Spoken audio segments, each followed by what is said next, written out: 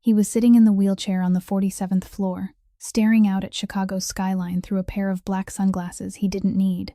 Because Vance Moreno could see perfectly fine, he just didn't want anyone to know that. 36 years old. A criminal empire stretching from the South Side to Gold Coast. 4 restaurants, 2 casinos, a construction company that laundered more money than it ever built walls, and a network so tight the FBI had spent 8 years trying to crack it, and never got close. He had a fiancée who wore diamonds heavier than her conscience, a right-hand man he'd called brother for a decade, and an army of soldiers who swore loyalty with blood oaths every year on his father's grave.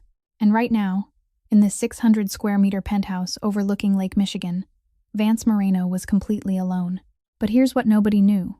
Not his fiancée, not his underboss, not the feds, not a single soul breathing in that city below.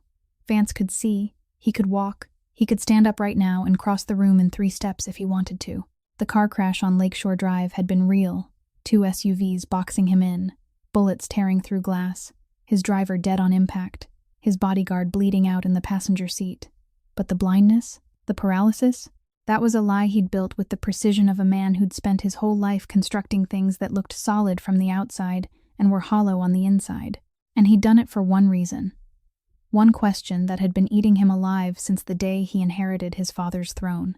Who around me is here for me, and who's just here for the power I'm holding? Because in Vance Moreno's world, loyalty was sworn in blood, but blood dries fast, and oaths cost less than a bullet. If you're watching this right now, hit that like button, subscribe to the channel, and drop your city in the comments, because this story's gonna hit different than anything you've heard before. Now let's go back to the night everything changed. The night 2 SUVs pulled up on Lakeshore Drive, and Vance Moreno died for the first time. Not in body, but in everything he thought he knew about the people closest to him. That night, Lakeshore Drive was lightly wet after an early October rain. The kind of rain just heavy enough to make the road reflect the headlights, like a black river running along the edge of Lake Michigan.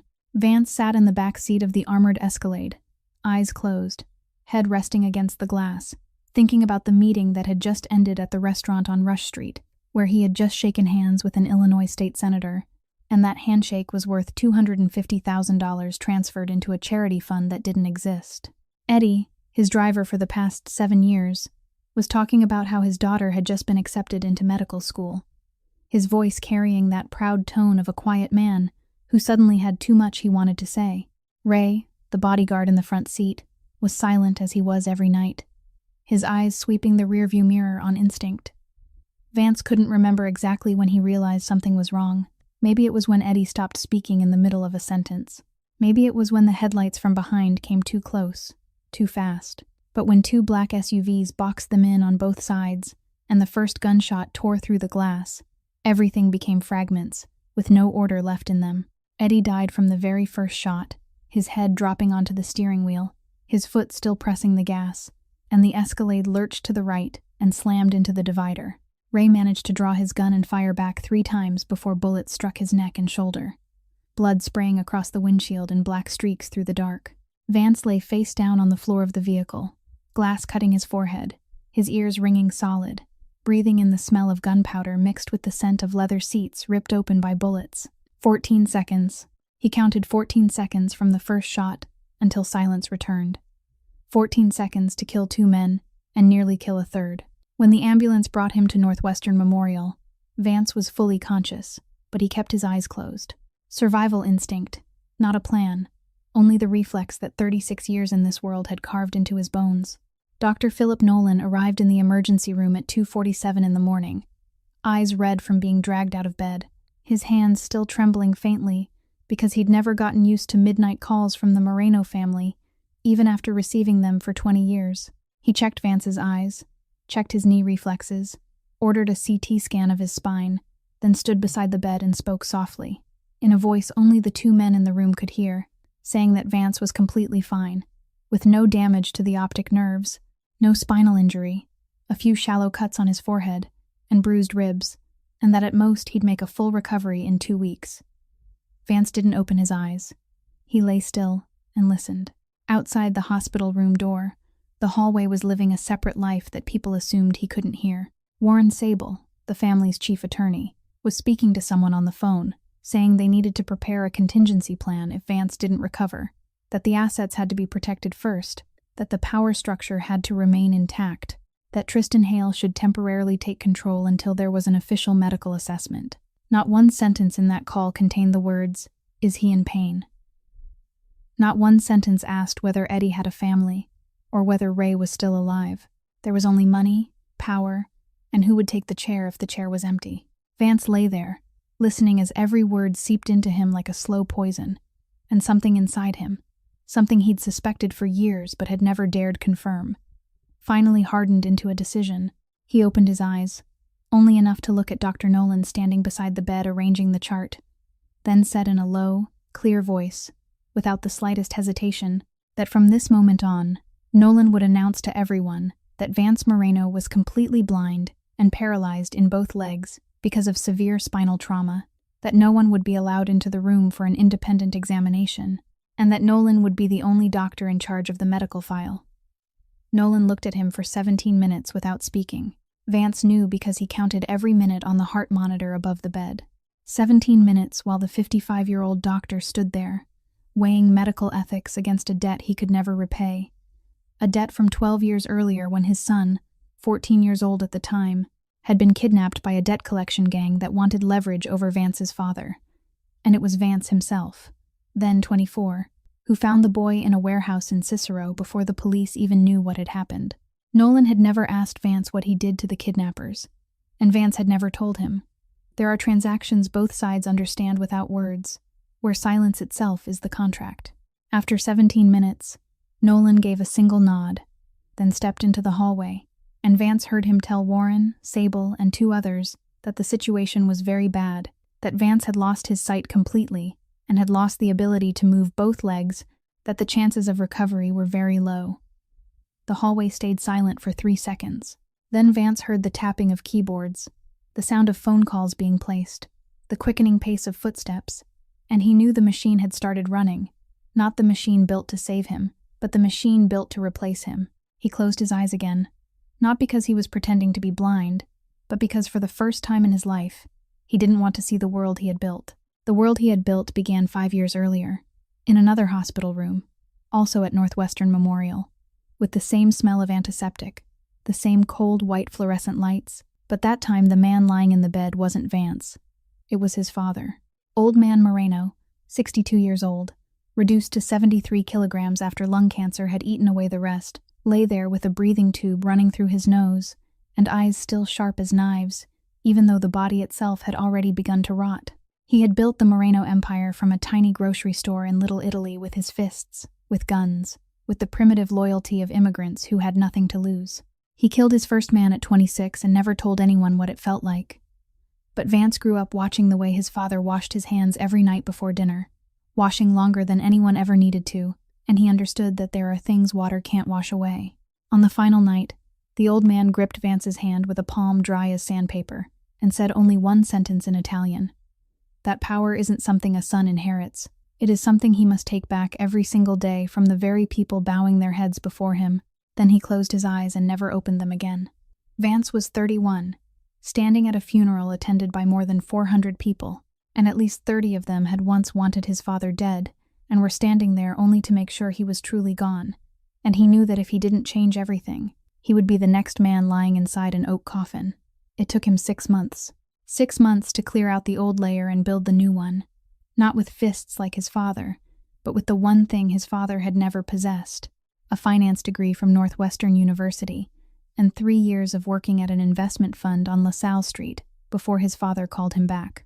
He shut down 4 outdated gambling dens and opened 4 luxury restaurants on Randolph Street and Michigan Avenue, where diners paid $300 for a dinner without knowing their money passed through 6 layers of shell companies before disappearing into accounts in the Cayman Islands. He bought 2 legal casinos in the suburbs, named them Moreno Holdings, and hired lawyers from 3 of the biggest law firms in Chicago to build a maze of paperwork so elaborate that even the Internal Revenue Service could look at it and see nothing more than a successful young businessman in commercial real estate. He controlled the Port of Chicago, not by owning it, but by owning the people who owned it. 2 port directors received envelopes every month, 3 Illinois state judges had files Vance kept in a safe, and 2 state senators whose campaigns were financed by charitable foundations that, if traced back 3 layers, would lead to a single name. In 5 years, Vance transformed the Moreno organization from a gang whose name the police read on the evening news into an invisible entity, a shadow in a suit wearing a Patek Philippe watch, too clean to arrest, too powerful to touch, too sophisticated for even the Federal Bureau of Investigation to do anything but stand and watch. But no one ever saw the price. The price was Vance Moreno at 36, sitting at the head of the table every night in the penthouse on the 47th floor without a single meal, shared by anyone who wanted to sit with him simply to sit with him.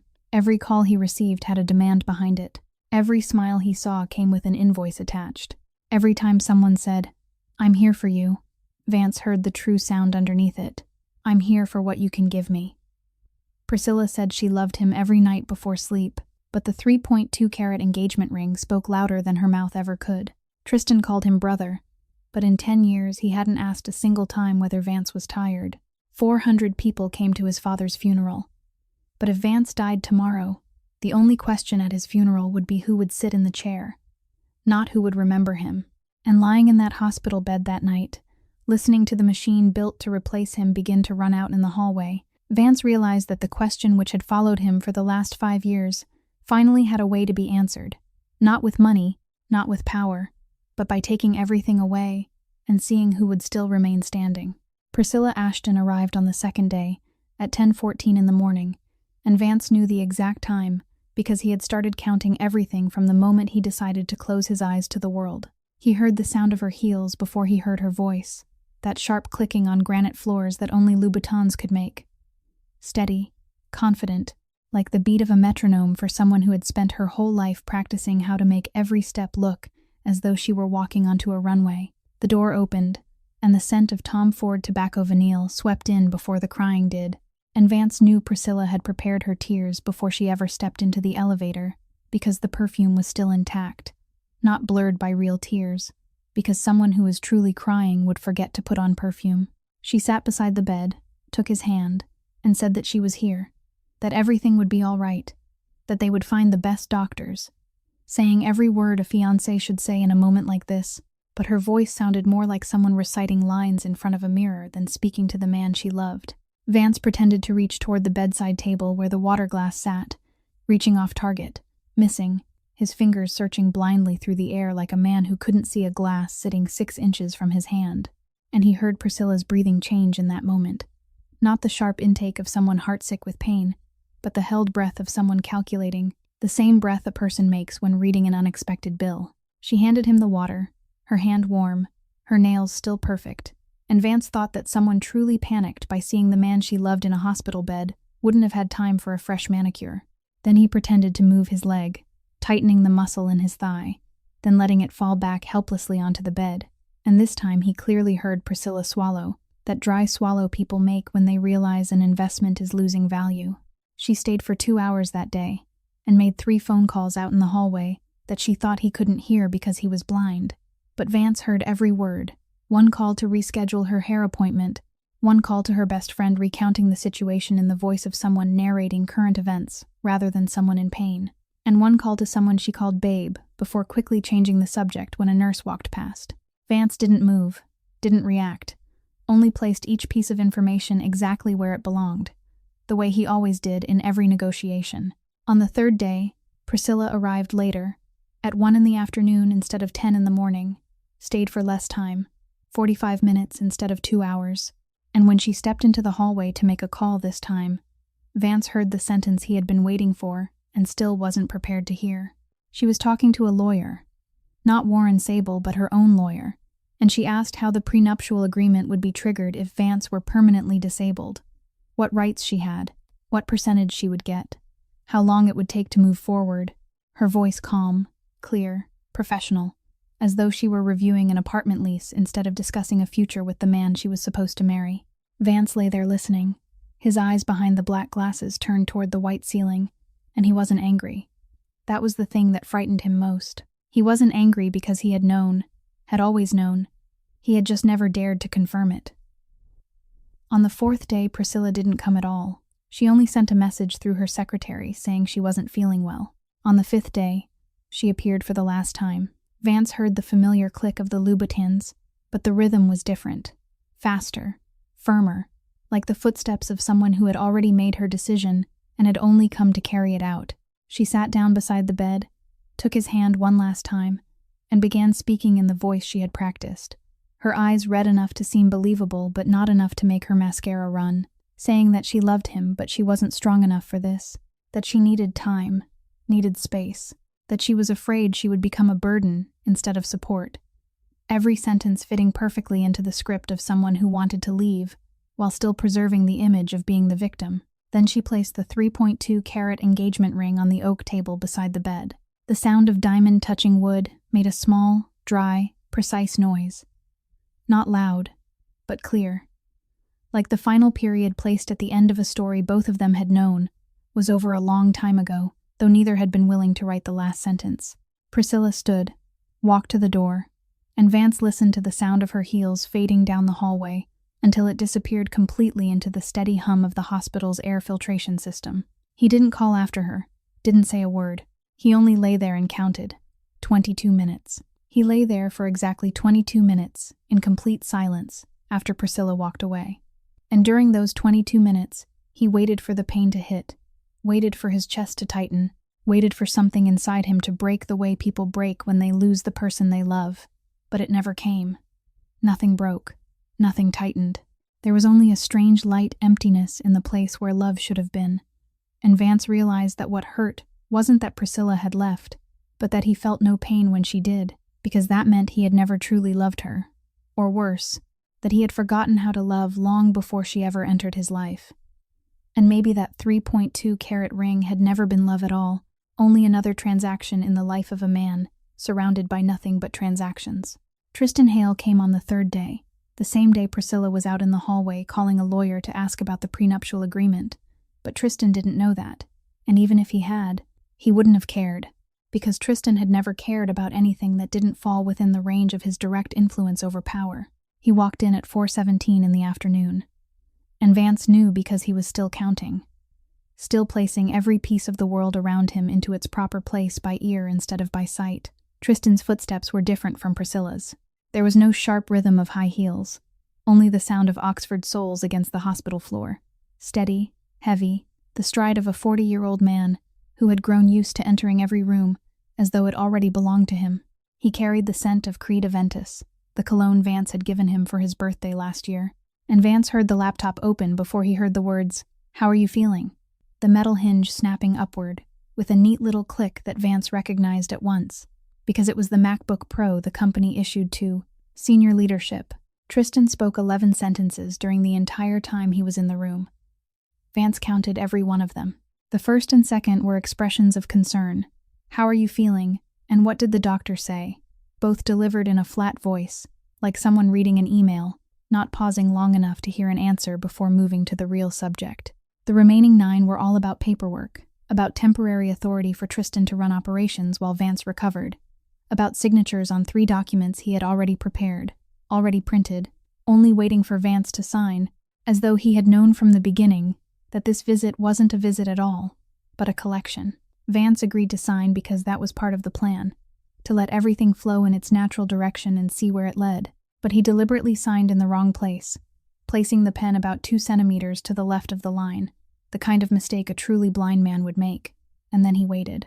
He waited to see whether Tristan would say, "Let me read it to you again," or "Do you want me to explain what it says?" or anything at all that might suggest he cared whether Vance understood what he was signing. Tristan said nothing of the sort. He simply took Vance's hand, gently moved it to the right, placed it in the proper spot, and said, "Right here, brother," in that patient voice people use with children or with the disabled. Then let Vance sign. He didn't read it back. He didn't explain.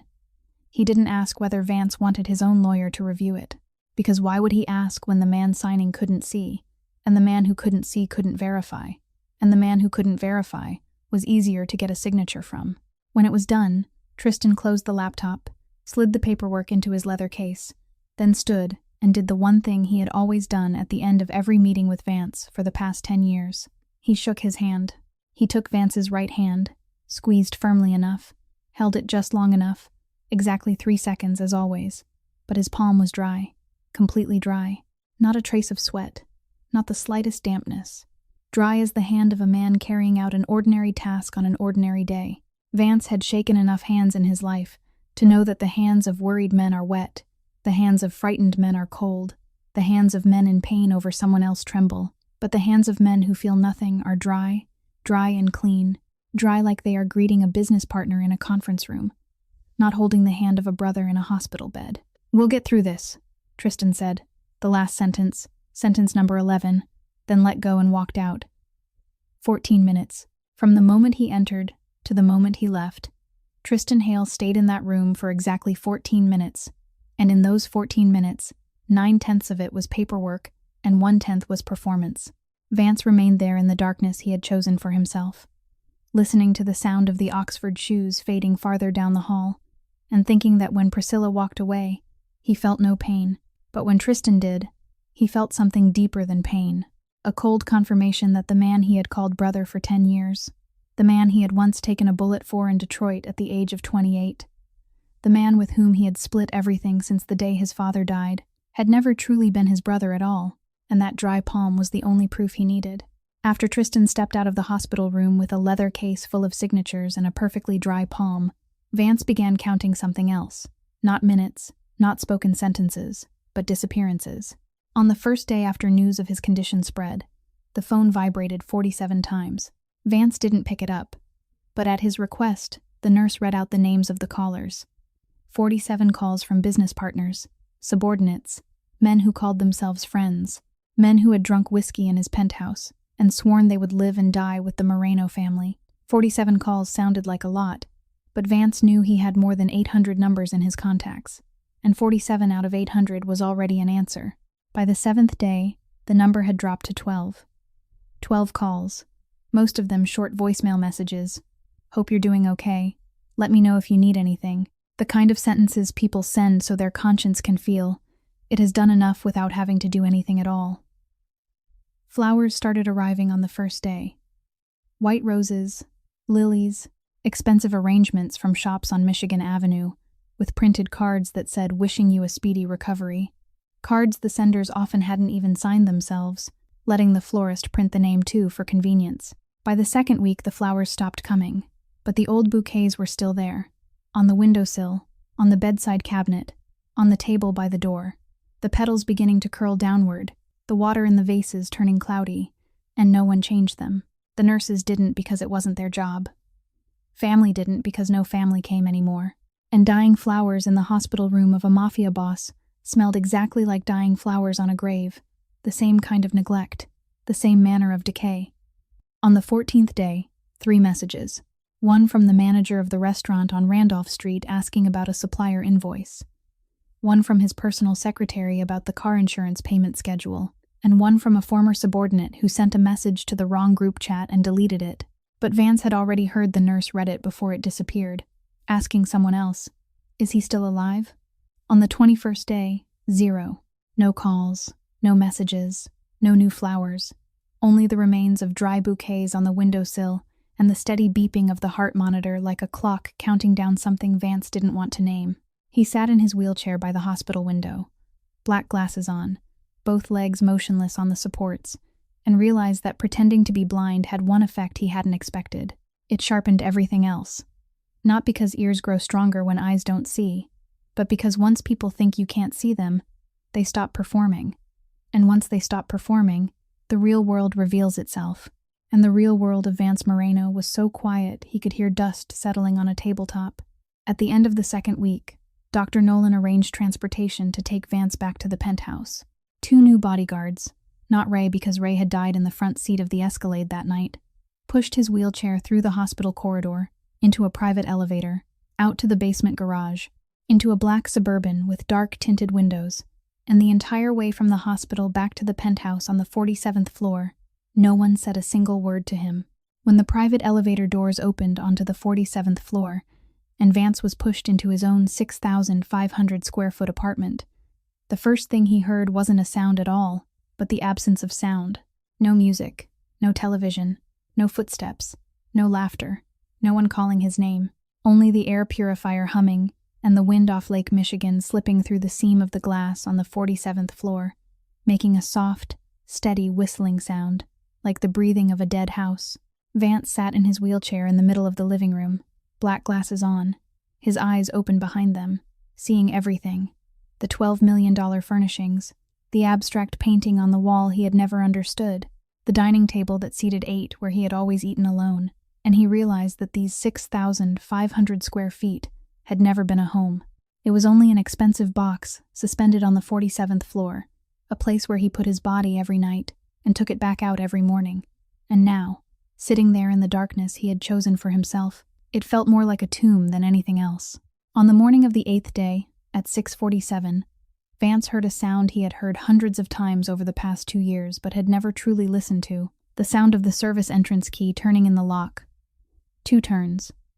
A small click, then the hinge easing open just far enough for one person to slip inside without letting the door hit the wall. Then came the smell.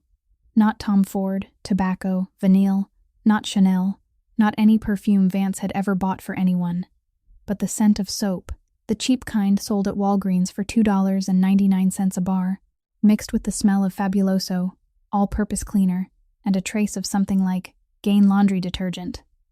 All of it together becoming the scent of someone who had to wake before dawn to scrub other people's floors. Light footsteps, soft rubber soles on granite, no clicking, no echo, the steps of someone used to moving through other people's homes without leaving a mark.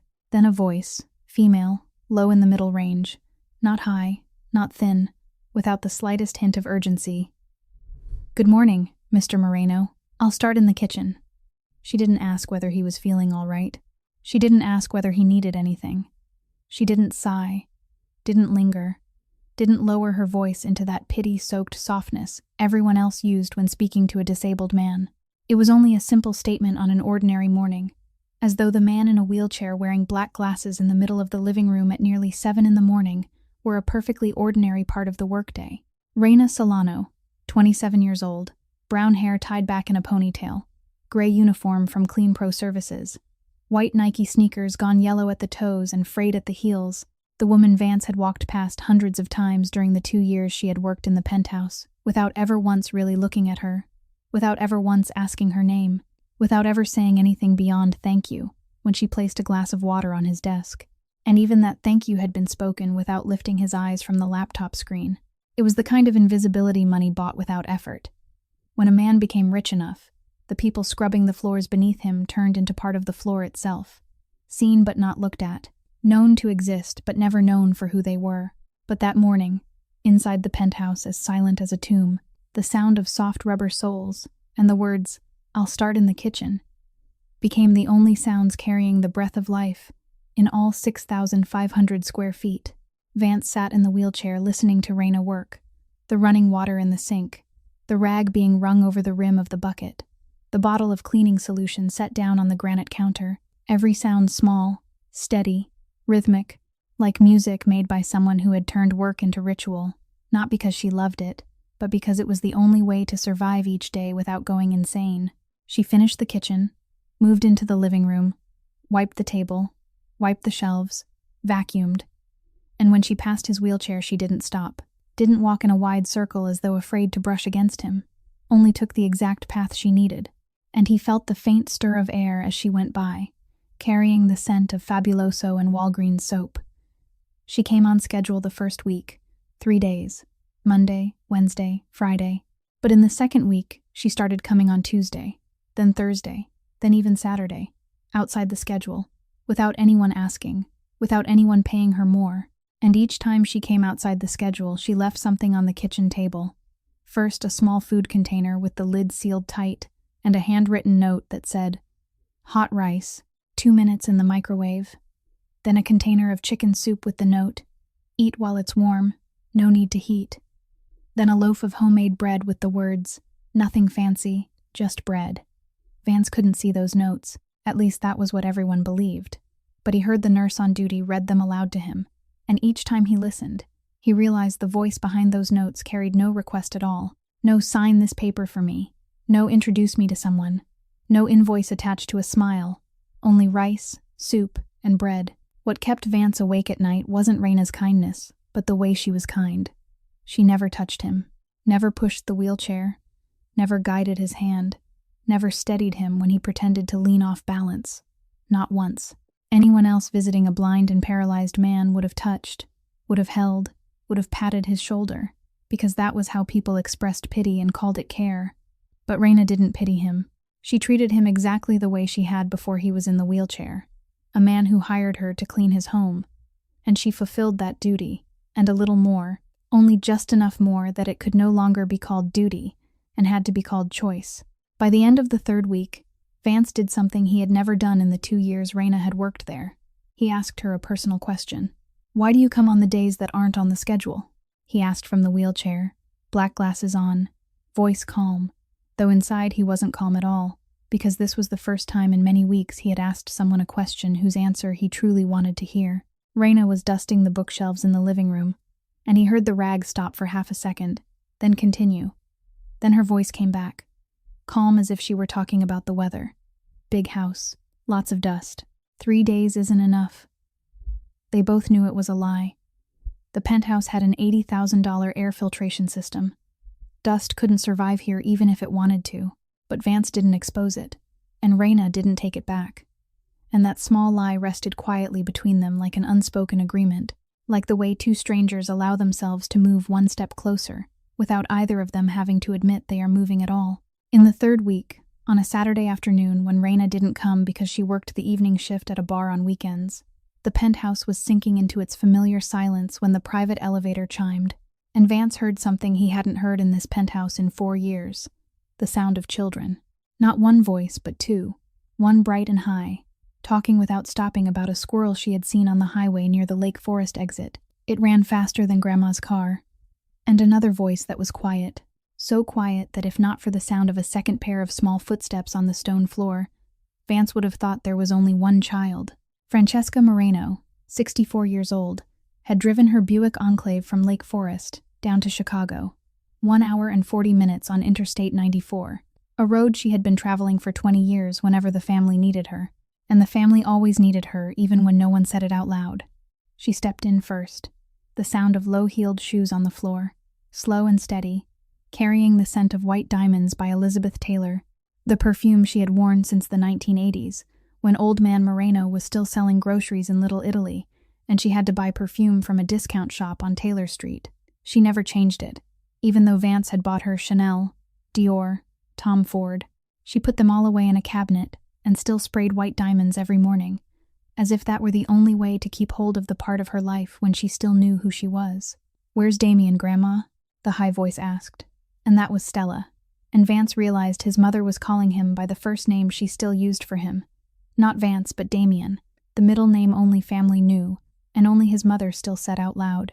"In the living room, sweetheart," Francesca said, and Vance heard 2 sets of footsteps running across the floor, one fast and scattered like a sparrow, the other slower and even, as though counting every step.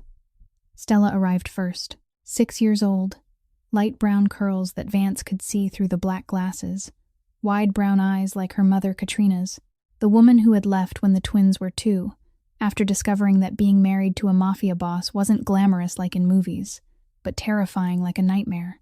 Stella didn't stop at the doorway, didn't assess, didn't ask.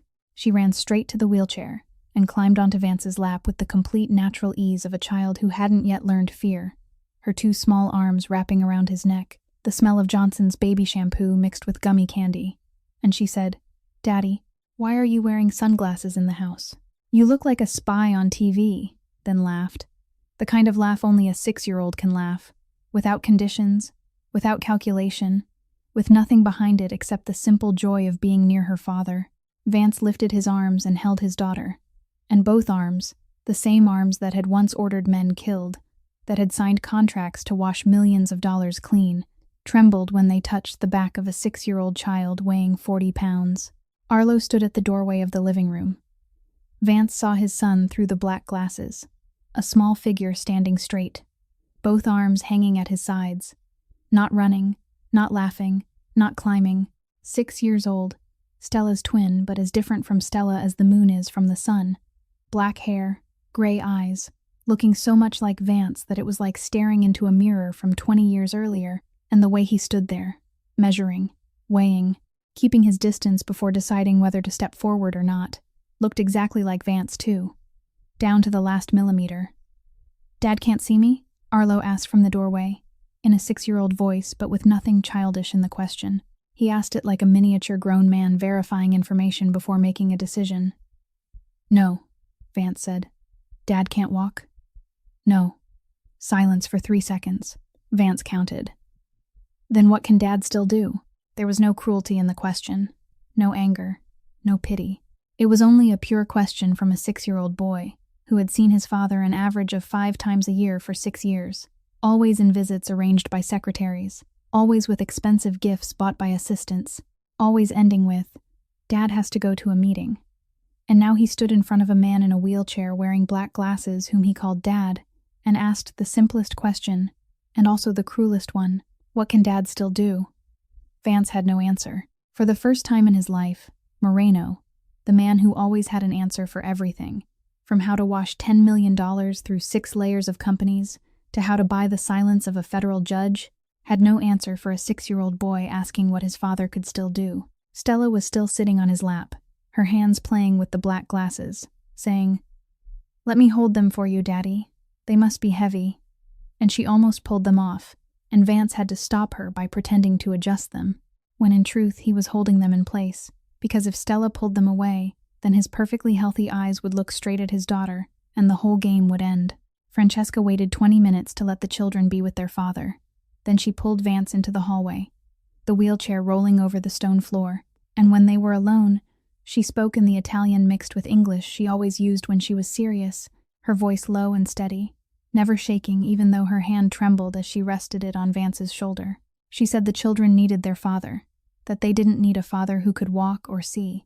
They just needed a father who was present, that she had raised them for 4 years since Katrina left, and she loved them more than her own life, but she wasn't their father and nothing could replace a father. That this was the last chance, that if Vance wasted this chance she would never forgive him and neither would God.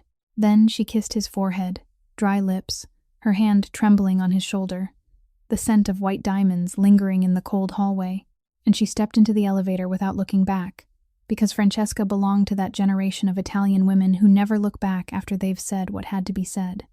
The children stayed, and from that Saturday afternoon on, the penthouse on the 47th floor began to make sounds these 6,500 square feet had never known. Stella singing the wrong words to a Taylor Swift song in the kitchen, Arlo dragging a chair across the stone floor while fighting for the seat by the window, the two of them arguing over who got to choose the television channel, the sound of footsteps running down the hallway at midnight because Stella was afraid of the dark and ran into Arlo's room, even though Arlo said, "Go back to your own room," and still shifted over to give her half the bed.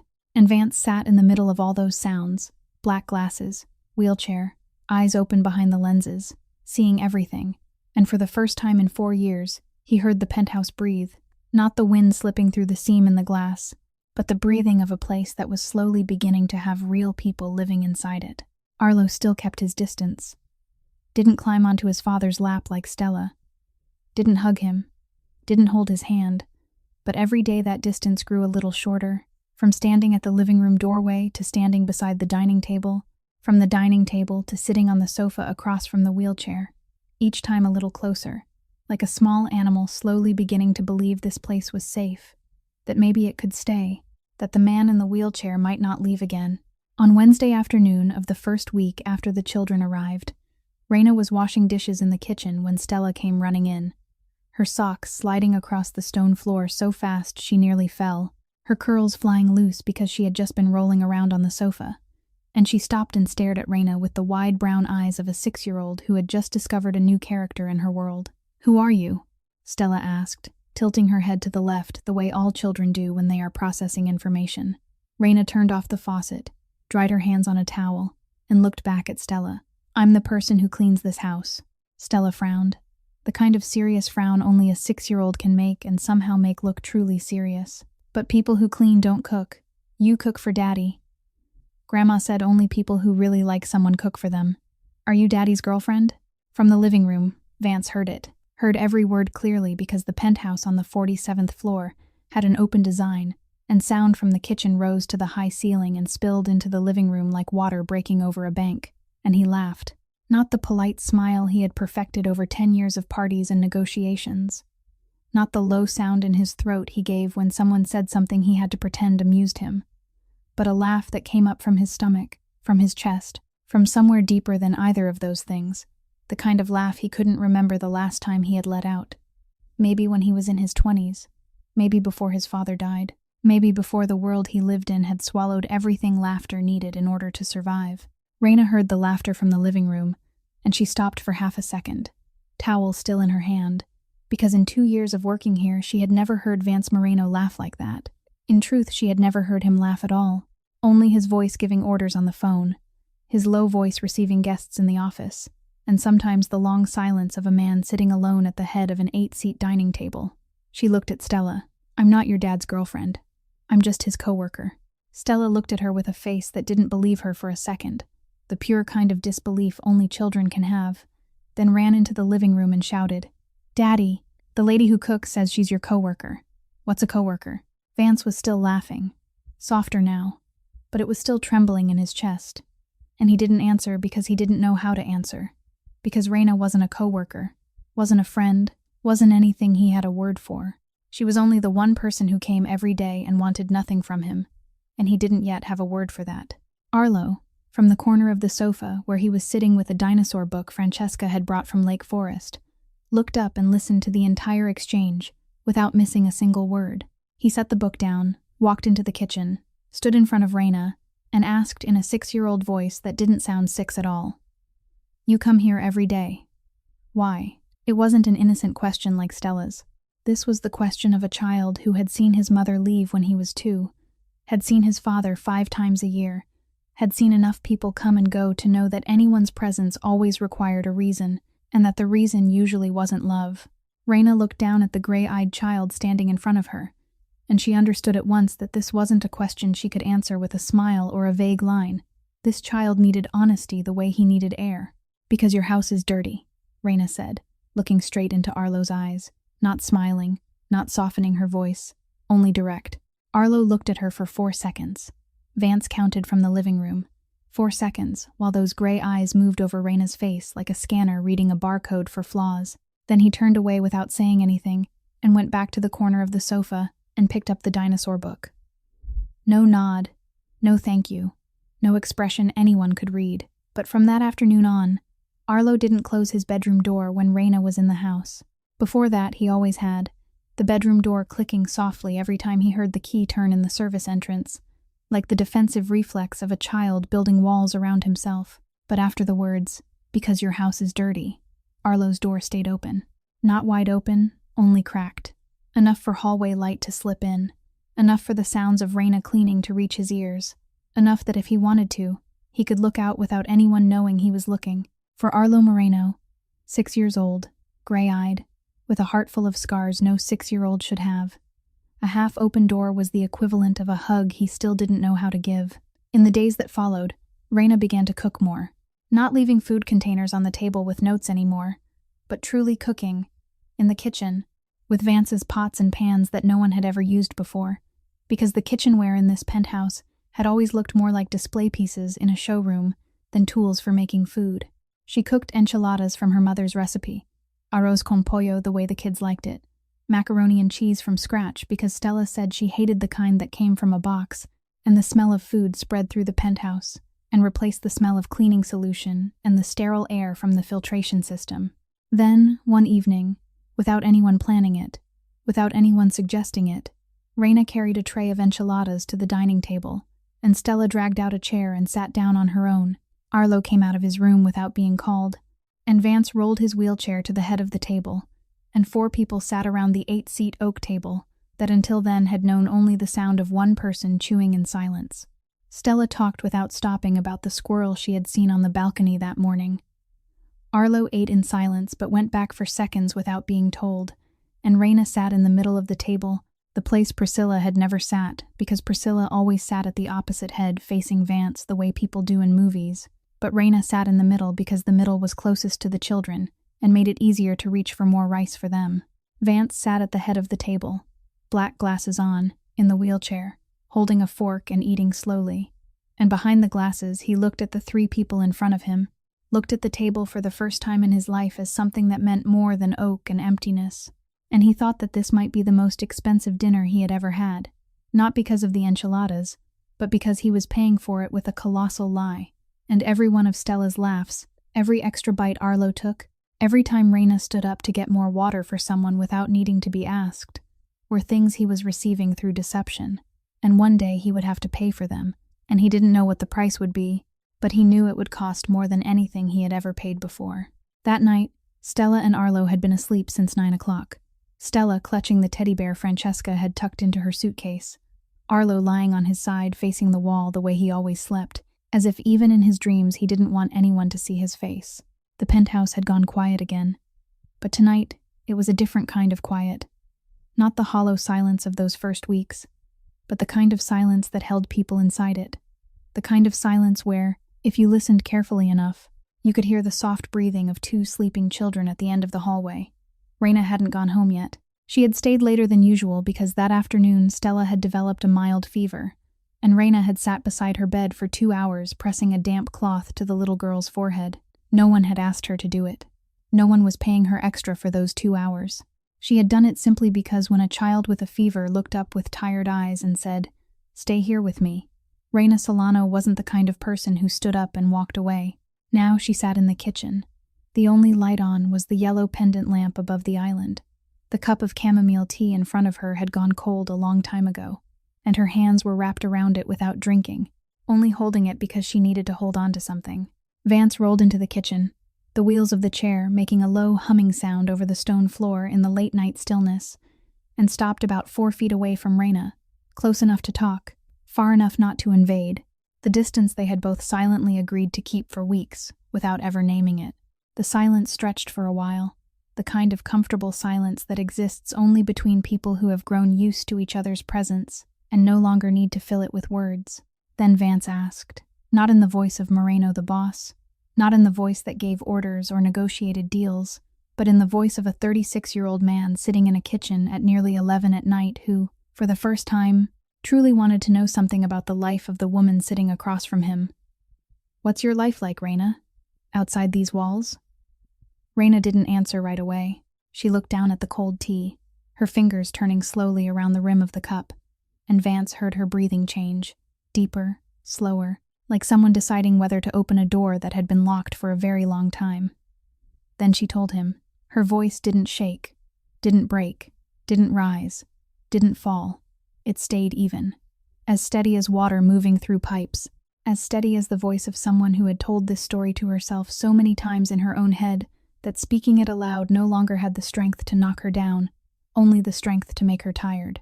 Her husband, Andres Solano, had been shot 3 years ago in the South Side, on a Saturday night in November, 2 shots to the chest in the parking lot behind a laundromat on Halsted Street, and he died in the ambulance before it could reach Stroger Hospital.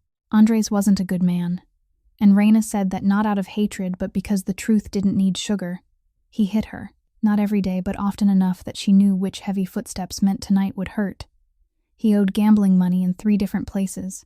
He drank more than he talked, and he lied more than he drank. But he was Miguel's father, and death didn't erase that. And one day Miguel would grow old enough to ask where his father was, and Raina would have to answer, and whatever answer she gave there would always be a part of it she would have to swallow, instead of say aloud. The police opened a case, investigated for 3 months, then closed it. Insufficient evidence. 2 words printed on white paper that Raina read over and over again in her tiny kitchen in Pilsen at midnight after Miguel had gone to sleep. 2 words that meant her husband was dead and no one would pay for it. 6 months later, one of Andres' old friends, a man named Marco, whose name Raina said she never wanted to speak a second time, called her drunk at 2 a.m. and told her Andres had died over a debt owed to an organization, that he had borrowed money to gamble and couldn't pay it back, that they had warned him twice, and the 3rd time there was no warning, that the organization was the Moreno family. Raina said that name, Moreno, in a flat voice, not emphasizing it, not softening it, not weighting it down, only flat. And Vance felt that name, his own name, the name he had carried for 36 years, for the first time with real weight, not the weight of power or fear, but the weight of a man dying in an ambulance, and a woman sitting in a kitchen at midnight reading the words, insufficient evidence. Raina went on, her voice still steady, and said that 6 months after Andres died, her mother had been diagnosed with stage 3 lung cancer, that the medication cost $4,700 a month, that Medicaid only covered part of it, that she needed a job with better health insurance, and that Clean Pro Services had contracts cleaning for high-end clients with a Blue Cross Blue Shield plan that covered specialty medication, and one of those clients was the penthouse on the 47th floor in the Gold Coast owned by Vance Moreno. She knew. From the very first day she stepped into that penthouse, she knew she was mopping the floors of the man who had indirectly caused her husband's death. And she kept mopping, every day, because Miguel needed his mother alive, and her mother needed medicine, and sometimes surviving means swallowing what you should have spat out. Then she said one more thing, more quietly, her voice for the first time carrying something unsteady at the edges without breaking. That 6 months after Andres died, before she knew about her mother's cancer, she had stood on the pier at Montrose Harbor at 4 a.m. one day in May, looking down at the black, cold surface of Lake Michigan, and she had stood at the edge, with the worn toes of her shoes touching the wooden lip of the pier, the wind off the lake blowing her hair back. And she had thought that dark water looked like silence, like a place where there was no rent, no medicine bills, no child's voice asking where daddy was, only silence. But she didn't jump, not because of courage, she said, but because she heard, in her head, Miguel crying when he woke up and couldn't find his mother, the cry of a 1-year-old boy calling mama into an empty room, and that sound pulled her back from the edge of the pier, step by step, until she sat down hard on the wooden boards and cried by herself, while the wind off Lake Michigan cut through her bones, and she was still alive. The silence afterward was so heavy that Vance could feel it on his skin, not the silence of an empty penthouse, not the silence of a hospital, but a silence with texture, with weight, the silence of 2 people sitting in a kitchen with a dead man between them, a fatherless child, a mother with cancer, and an empire built on the bones of people whose names Vance had never known. He heard himself swallow, heard his heartbeat quicken, heard his stomach muscles tighten as if someone had punched him from the inside, and he thought about the hundreds of report lines Tristan sent every month, neat short lines like "Issue in the South Side resolved" or "Dead on Halsted Street closed," each one as clean as an accounting index, and now he knew that each one had an Andres in it, had a Raina, had a Miguel, had a pier at Montrose Harbor at 4 a.m. "You know who I am," Vance said, not as a question, his voice low and thin, the voice of a man who had just had all the air pulled from his lungs. "From the first day," Raina said, looking straight at the black glasses even though she thought he couldn't see her. But she still looked straight because when Raina Solano told the truth, she looked straight, always. "Then why?" "Because no one deserves to be abandoned in the dark," she said, her voice steady again, firm again, like the surface of Lake Michigan after the wind dies down. Not even the man who pushed other people into it. After that night, Vance couldn't sleep. Not the kind of sleeplessness where a man tosses and turns and finally drifts off at 4 a.m, but the kind where his eyes stayed wide open in the dark, fixed on the ceiling, and every time he closed them he saw a parking lot on Halsted Street.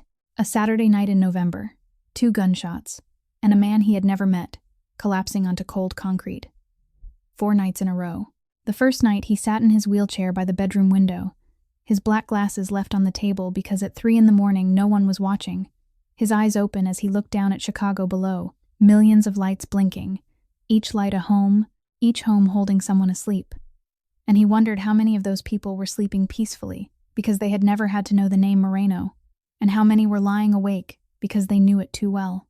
On the second night, he opened his laptop, for the first time since pretending to be blind, and searched through the monthly reports Tristan had sent. Neat Excel files with columns coded in business terms that, if the Federal Bureau of Investigation ever read them, would look like nothing more than spreadsheets tracking accounts receivable and debt resolution. But Vance knew what every line meant. Halsted receivable closed in November meant Andres Solano. Cicero debt resolution in March meant someone whose name Vance didn't know. Englewood asset write-off in August meant another person whose name he would never know. And now, as he sat here staring at those lines in Excel, they no longer looked like data to him but like a list. A long list of Andreses, Rainas, Miguels, mothers with cancer, 4 o'clock mornings on the pier at Montrose Harbor. He closed the laptop, opened it again, closed it again. He didn't know what to do with the information he had finally allowed himself to see, because for 5 years he had built a perfect system that kept him from having to see it. Tristan handled it. Tristan reported it. Tristan used clean language for filthy work, and Vance signed off without needing to know the details, the way people eat meat without ever having to look inside a slaughterhouse. But now the slaughterhouse had a name, a face, the scent of Walgreens soap, and it was scrubbing his kitchen every morning. On the third night, he didn't sit by the window anymore, but rose from the wheelchair, walked down the hallway barefoot, stepping lightly so Arlo and Stella wouldn't hear him, and stopped outside the children's room. The door was cracked open. That same crack Arlo had left since the day Raina came, and through that narrow opening Vance saw his children asleep. Stella curled around her teddy bear. Arlo turned toward the wall, blanket pulled up to his neck, and he thought that these two children would grow up, and one day would learn who their father really was. Not Vance Moreno, the man in a wheelchair in a penthouse, but Vance Moreno, the boss of an organization that every month added another line in Excel, marked closed. And when that day came, Arlo would look at him with those gray eyes, and Vance would have no answer, just as he had no answer when his son asked, "What can Dad still do?"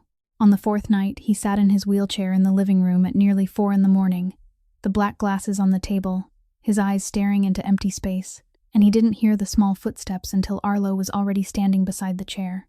The boy was barefoot, wearing dark blue pajamas, black hair messy from the pillow, gray eyes wide open in the dark. He didn't ask why his father was awake.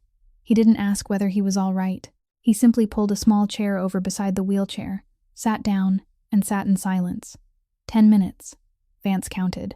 10 minutes with father and son in the dark, saying nothing, with only the hum of the air purifier and the soft whistle of the wind off Lake Michigan slipping through the seam in the glass. Then Arlo spoke, in a small voice, a 6-year-old voice at 4 a.m, but every word exact as though he had thought about it for a very long time before saying it. "Dad's sad in a different way." Vance turned his head toward his son, even though the boy thought he couldn't see. "What do you mean, different? Not sad because of your eyes, not sad because of your legs, sad because of something inside. I don't know what it is, but I know it's there." "How do you know?" Vance asked, and his voice trembled on the last word before he could stop it. "I don't see it," Arlo said. "I hear it. Dad breathes different. Before, Dad breathed normal. Now Dad breathes like there's something heavy inside his chest, and he can't breathe it out. 6 years old. 6 years old, and the child sitting in the dark at 4 a.m. could hear that his father was breaking.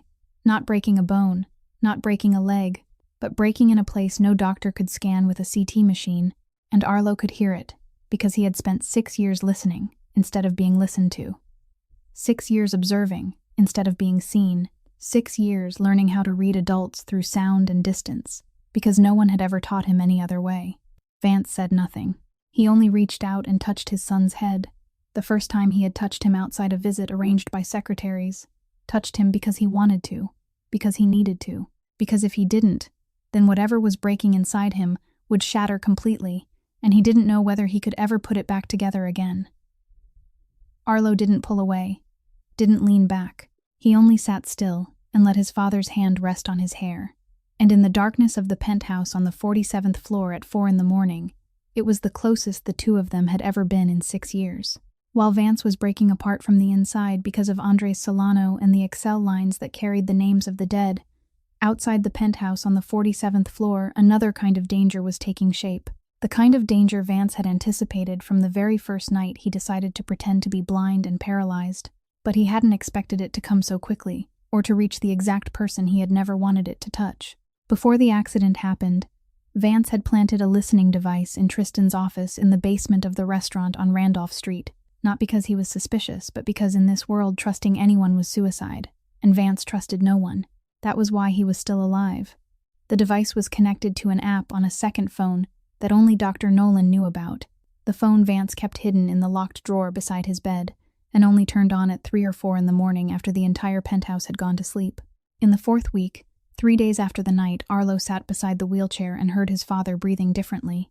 Vance opened the app and heard the meeting he had been waiting for and still wasn't ready for. Tristan's voice, clear, confident. The voice Vance had heard for 10 years. But now it sounded different, because it was no longer speaking to him, but speaking about him. And the second voice, deeper, heavier, the voice of a man who had grown up in the South Side, speaking English laced with Polish.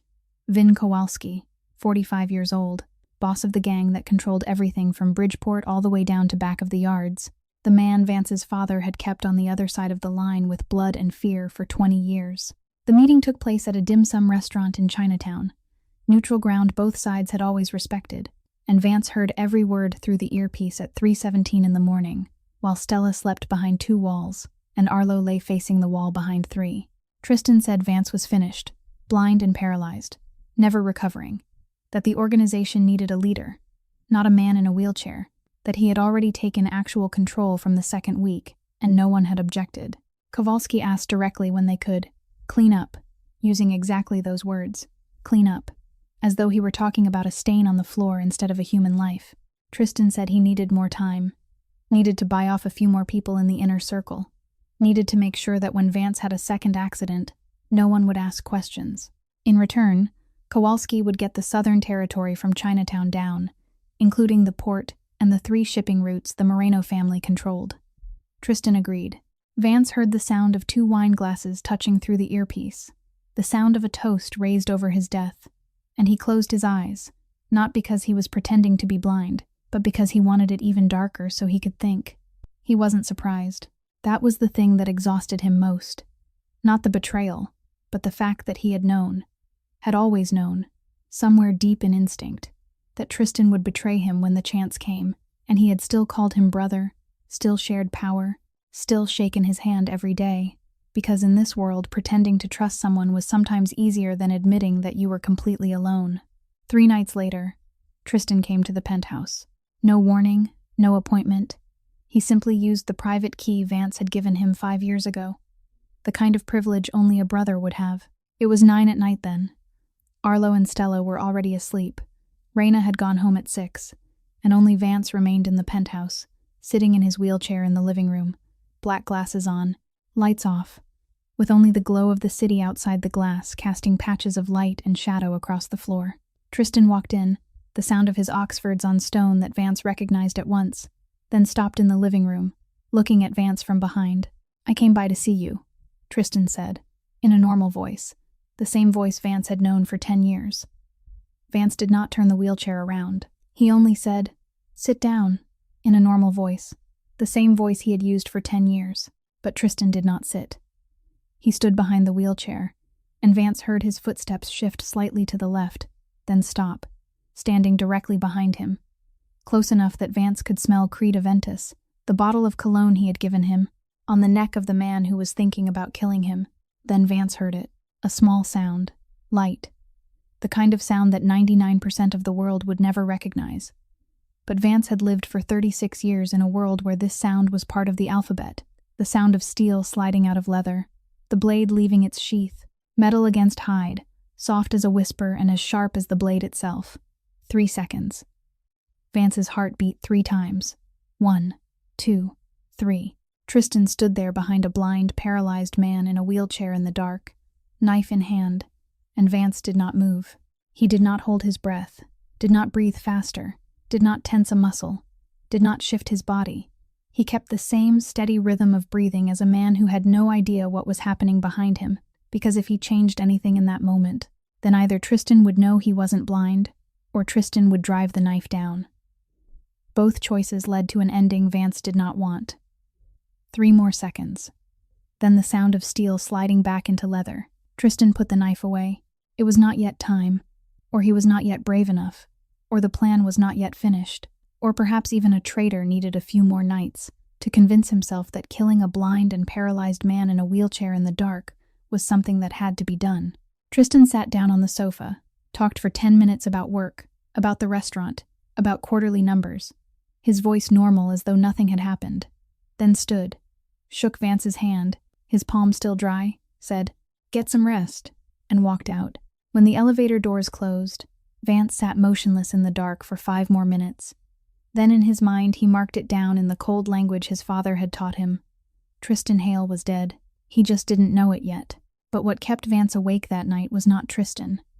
It was what happened after that.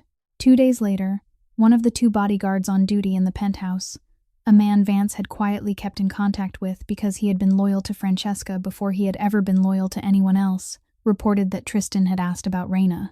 He had come to the penthouse the last time and seen the food containers on the kitchen table, seen a woman's shoes at the service entrance on a day that wasn't part of the cleaning schedule, and he asked the bodyguard who the cleaning woman was, how long she had been coming, whether she had said anything to Vance, whether anyone else had been there. The bodyguard told the truth because he had no reason to lie. She was just the cleaning woman. She came, worked, and left. But Tristan did not stop there.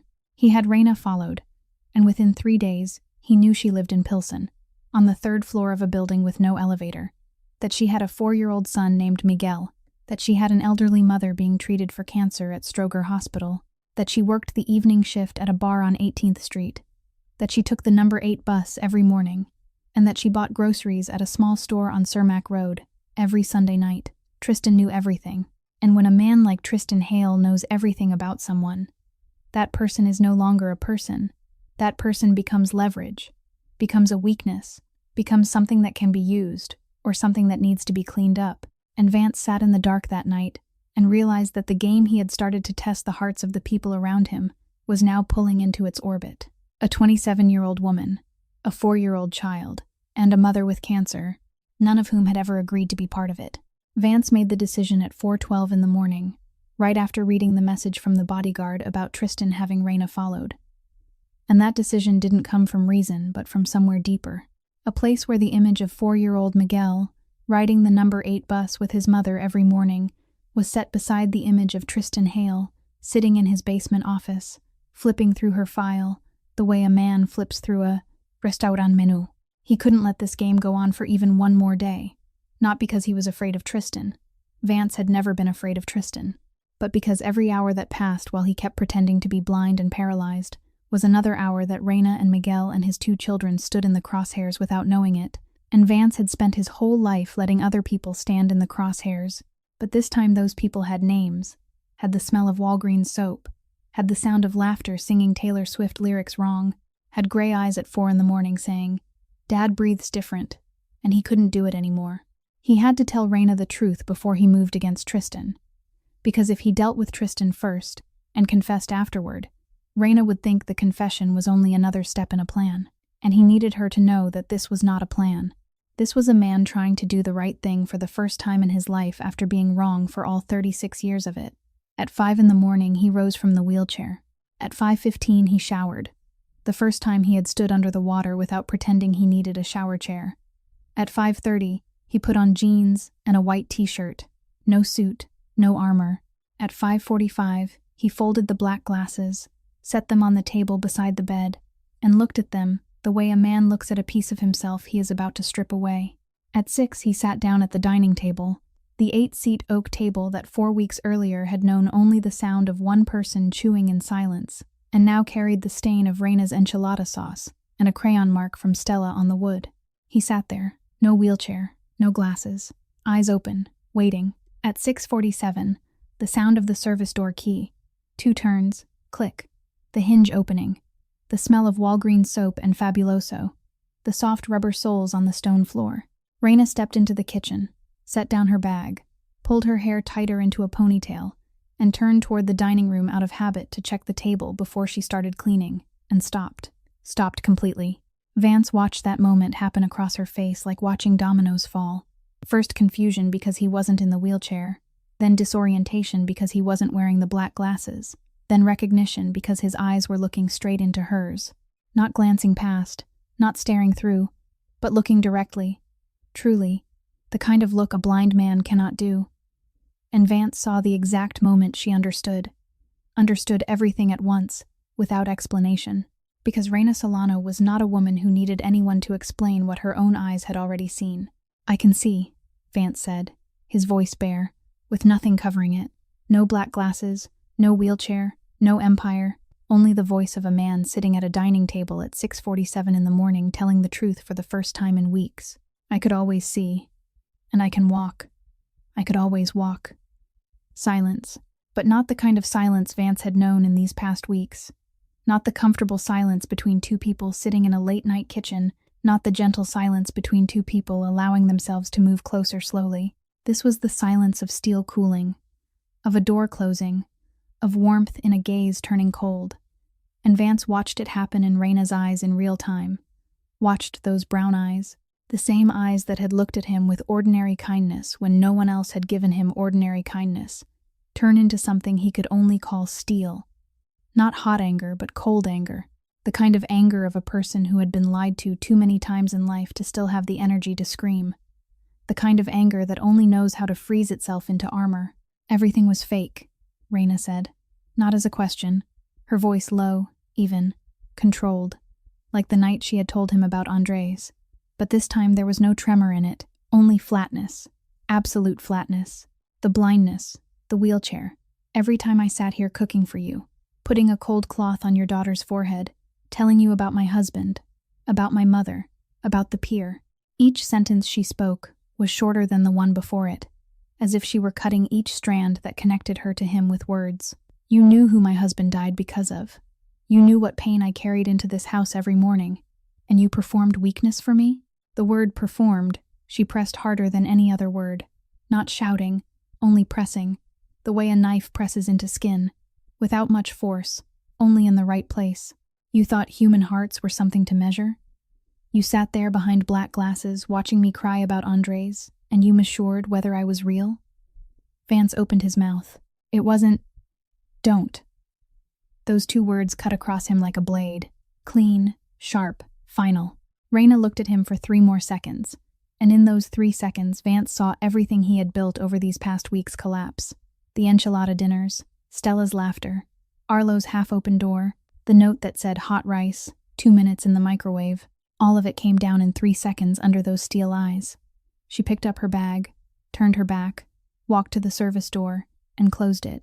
Gently, not slammed, not thrown, only gently. The soft click of the lock like the final period falling at the end of a story, and that sound echoed through the penthouse longer than any gunshot Vance had heard in 36 years. Because gunshots ring and die, but the quiet closing of a door by someone too hurt to even rage out loud keeps ringing forever. Vance sat at the table, his hands resting on the oak, looking at the enchilada stain and the crayon mark, and he didn't know what to do with his 2 hands. The same hands that had once held everything and now couldn't hold on to anything. Where did Raina go, Daddy?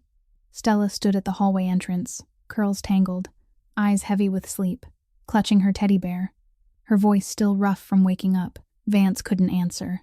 Not because there wasn't an answer, but because every answer would have been another lie, and he had just run out of the ability to lie. Daddy? Stella called again, her voice beginning to fill with worry. Then another voice, from the doorway of the room across the hall. Arlo's voice, and when Vance turned to look at his son, he knew instantly that Arlo had heard everything. The boy stood in the doorway, one shoulder resting against the frame, gray eyes looking straight at his father, seeing his father standing, seeing there was no wheelchair, seeing there were no black glasses, and there was no surprise on his face, no fear, only something Vance wished had been anger because anger can at least be answered. But it was not anger.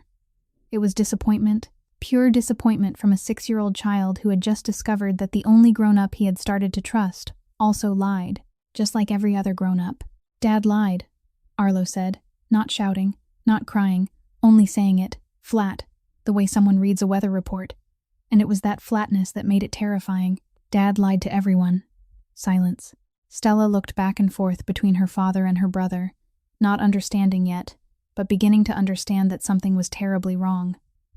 Did Dad lie when Dad said Dad loves me? Arlo asked, gray eyes unblinking. And that question was lighter than a feather, and heavier than everything Vance had ever carried on his shoulders. Heavier than the Empire, heavier than blood debts, heavier than Tristan and Kowalski and the knife and the dry palm, because this was not a question about truth. This was a question about whether the only thing Arlo had just begun to believe was fake too. No, Vance said, and his voice broke on that word, broke for real, not falsely. Never. Arlo looked at his father for 5 more seconds. Then he said the last sentence before turning back into his room and closing the door. Fully this time, not leaving it cracked open anymore. And Vance would remember that sentence for the rest of his life, because it came from the mouth of a 6-year-old child and carried the weight of a sentence handed down by a judge. Then why did Dad think lying was the way to find out who loves Dad? 48 hours after Raina closed the door with that quiet click. The penthouse on the 47th floor returned to exactly what it had been before there was children's laughter and the smell of enchiladas. A 6,500 square foot box, suspended over Chicago, containing one man and two children who weren't speaking to one another. Raina didn't come. On the first morning, 6:47 passed without the sound of a key, without the smell of soap, without the footsteps of soft rubber soles, only silence, and Vance sat at the dining table staring at the service door, as if counting down to something he knew would never come, and still counted anyway, because counting had become the way he kept himself from breaking apart. On the second morning, 6:47 passed again, and still there was nothing. And this time, Vance didn't sit waiting anymore, because waiting for something you have already destroyed yourself is the kind of self-punishment that even he couldn't endure. Arlo didn't speak. Not the old kind of silence, the kind that measured and waited, but a new kind of silence. The kind of a door shut all the way, the kind of a 6-year-old child who had just learned that even when he starts trusting someone, betrayal can still happen, and that lesson taught him to close the door tighter than before. He ate breakfast alone in his room, didn't come out to the table, didn't look at his father when he passed through the living room, didn't ask, didn't answer, existed in the same space as Vance, but in another dimension Vance could no longer reach. Stella cried, not because she understood what had happened, but because she was 6 and the world had just changed without anyone explaining why. "Where's Raina?" she asked on the first morning. "Why won't Arlo talk?" she asked on the first afternoon. "Daddy, why does our house feel sad?" she asked on the second evening, her voice small, her eyes red, her arms wrapped around her teddy bear as if it were the only thing still steady in a world that had started to shake. Vance didn't know how to answer, not because he lacked words, but because every honest answer began with, "Because Dad lied," and he wasn't yet ready to say that to his 6-year-old daughter, who was crying because she couldn't understand why happiness had disappeared. Moment it arrived. On the second night, at 2 a.m, Vance stood by the living room window. Stood for real, on both legs, no wheelchair, no black glasses, no layers left around him. Only a 36-year-old man standing on the 47th floor, looking down at Chicago at 2 a.m. The city below was still lit, still moving, 10 million people living their lives, and none of them knew there was a man standing on the 47th floor for the first time in his life, understanding something he had once only heard as a story. He thought of Raina standing on the pier at Montrose Harbor at 4 a.m, the worn tip of her shoe touching the edge of the wooden planks, the wind off Lake Michigan blowing her hair back, looking down into the black water. He had heard her tell it, and he had felt pain. But tonight, standing here, he didn't feel pain anymore. He felt understanding. Understanding in bone and flesh instead of in thought. Understanding that Raina had stood on that pier that night, not because she wanted to die, but because she couldn't find a reason strong enough to stay, and now Vance stood on the 47th floor. Not because he wanted to jump. He had never been that kind of man, but because for the first time, he understood that moment when everything around you grows so silent that you have to ask yourself whether you are still alive or simply standing in the middle of emptiness, waiting for it to swallow you. Whole. He stood there for who knew how long. Maybe 10 minutes, maybe 30. Time stopped meaning anything when there was no one left to count it for. When he heard small footsteps behind him. Light, barefoot on the cold stone floor. Short steps, the steps of a 6-year-old child walking through the dark. Stella, hugging a pillow, curls tangled, eyes heavy with sleep but open, looking at her father standing in front of the floor-to-ceiling glass, while the city lights behind him turned him into a dark shape cut against brightness. "Daddy's standing," Stella said, her voice not surprised. Only the half-asleep, half-dreaming voice children have at 2 a.m, when everything seems made from the material of dreams. Vance turned and looked at his daughter. No black glasses hiding his face. No wheelchair between them. Only a father standing, and a little girl holding a pillow, looking at each other in the dark. "Yeah," he said, his voice rough from not speaking to anyone all day. "Daddy can stand." Stella looked at him with brown eyes that, at 2 a.m, looked darker, deeper. And she didn't ask why Daddy could stand, didn't ask why Daddy had lied, didn't ask any of the questions an adult would ask, because 6-year-olds don't process the world through logic but through need. And Stella's need at 2 a.m. was simpler than every philosophical question Vance had been torturing himself with. "If Daddy can stand, then pick me up." 7 words. 7 words no philosopher could ever write, no speech could ever touch. 7 words from a 6-year-old child holding a pillow at 2 in the morning, telling her father that she didn't need him to explain why he had lied. She didn't need an apology. She didn't need him to repair the world. She only needed him to pick her up. Vance stepped toward her, bent down, slid both hands under Stella's arms, and lifted his daughter. 40 pounds. Lighter than a gun, lighter than a briefcase, lighter than everything his hands had carried over 36 years, but heavier than all of it, because this was the first time in 4 years he had lifted his daughter with no one watching, no secretary arranging it, no camera, no Christmas, no birthday, no occasion at all except that his daughter had asked to be held, and so he held her. Stella wrapped her arms around his neck, rested her head against his shoulder, smelling of Johnson's shampoo and the warm scent of a child half inside sleep, and within 30 seconds she had fallen asleep again, breathing softly and evenly, trusting completely in the arms holding her, the kind of trust only children can give, because they don't yet know those arms are capable of letting go. Vance stood there, holding his daughter in front of the window on the 47th floor, Chicago lit beneath them, and he breathed slowly, breathed deeply, breathed in the way Arlo had once said had changed, but tonight it changed once more. Not the breathing of a man breaking apart, but the breathing of a man who had finally found something strong enough to hold him here.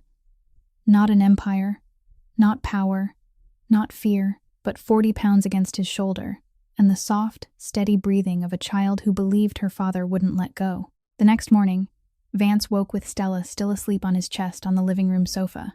At some point, the two of them had collapsed there after he stood holding her by the window until his legs gave out, and he lay there staring at the ceiling for 15 minutes before making 2 decisions in the exact order they had to be made. First, Tristan. Second, Raina. And that order wasn't because Tristan mattered more. It was because he had to clear the battlefield before he stood at her door. Because Raina deserved to see a man who had finished with his past, not a man asking her to wait while he went off to handle it.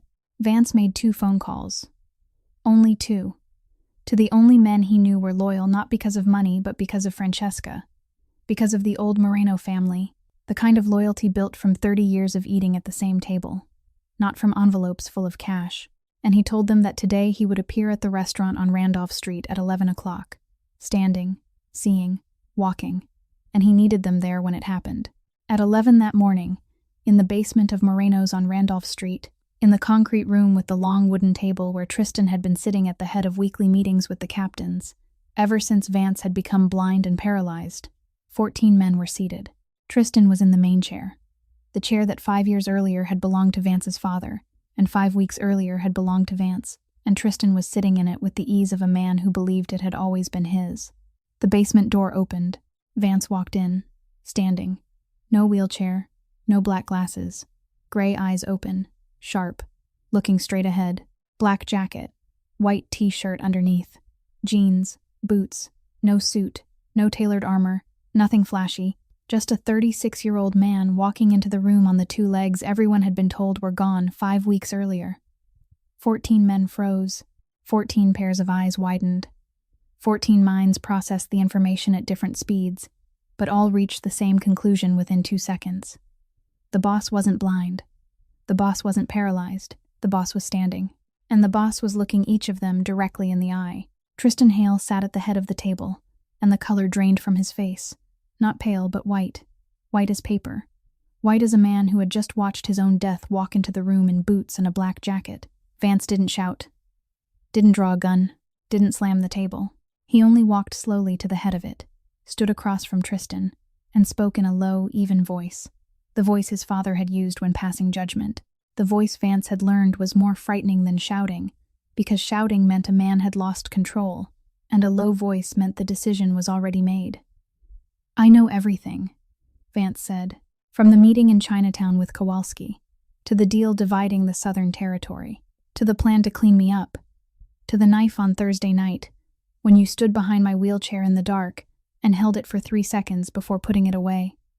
Silence. The kind of silence created when 14 grown men all stopped breathing at once inside a concrete room beneath street level. Tristan opened his mouth, but no sound came out, and Vance saw his hand trembling on the table.